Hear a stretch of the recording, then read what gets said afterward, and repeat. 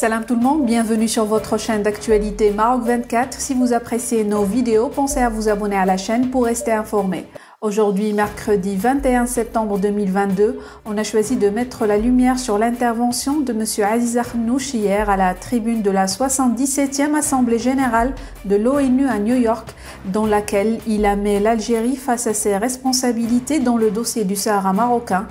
À noter que pour la première fois devant l'Assemblée générale de l'ONU, le Maroc évoque l'affiliation de la milice du Polisario à des réseaux terroristes. Plus de détails dans cette revue de presse tirée des sites d'information Express et le 360.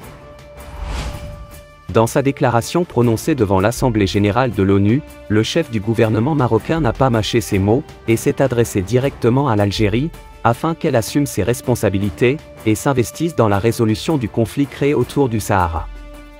La participation de l'Algérie avec sérieux et bonne foi au processus des tables rondes, au même titre que sa responsabilité avérée dans la création et le maintien de ce différend artificiel, est une condition sine qua non pour parvenir à un règlement définitif à cette question, a-t-il déclaré dans une invitation formelle adressée à Alger, pour participer activement à la résolution du différend.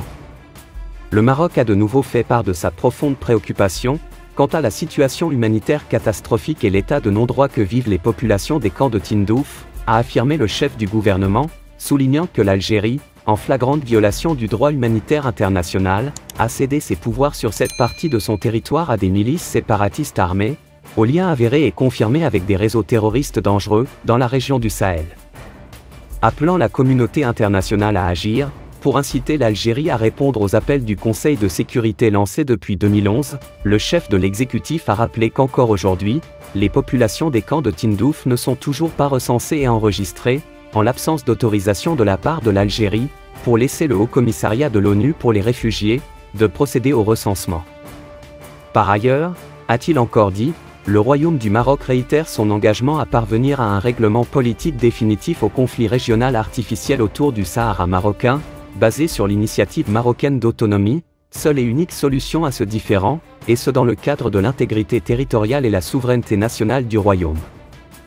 Et de rappeler que cette initiative, sérieuse, crédible et réaliste, jouit depuis sa présentation en 2007, du soutien du Conseil de sécurité et de plus de 90 pays, et que la participation agissante des populations du Sahara marocain dans tous les aspects de la vie, politique, économique, sociale et culturelle, témoignent de leur attachement à l'intégrité territoriale du Maroc et à la marocanité du Sahara. Il a en ce sens fait observer que sur le terrain, les provinces du Sud vivent au rythme d'une dynamique de développement irréversible, dans le cadre du nouveau modèle de développement lancé par Sa Majesté le roi Mohamed VI en 2015. Pour rester informé, je vous invite à regarder les vidéos Maroc 24 qui s'affichent sur votre écran.